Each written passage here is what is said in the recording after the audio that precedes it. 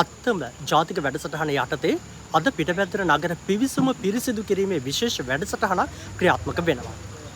මගදෙපස පිරිසිදු කිරීම, පැළ සිටුවීම සහ දුර්වර්ණ නාමපුවරු පිරිසිදු කිරීම මේ යටතේ සිදු කරන්නටයි කටයුතු කරන්නේ. පිටපැත්තට ප්‍රාදේශීය ලේකම් කාර්යාලය, පිටපැත්තට ප්‍රාදේශීය සභාව, පිටපැත්තට පොලිසිය ඇතුළු ආරක්ෂක අංශ, ඒ වගේම ප්‍රජා සහභාගීත්වය, ප්‍රජා සංවිධාන සහභාගීත්වය යටතේ මේ වැඩසටහන ක්‍රියාත්මක වෙනවා.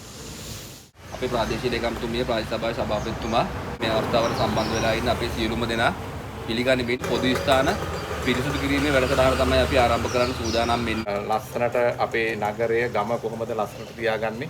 ඒ සඳහා විශේෂ වැඩසටහනක් තියෙනවා. මම හිතන්නේ අද දිනේට විතරක් නෙවෙයි මේක ක්‍රියාත්මක වෙන්නේ.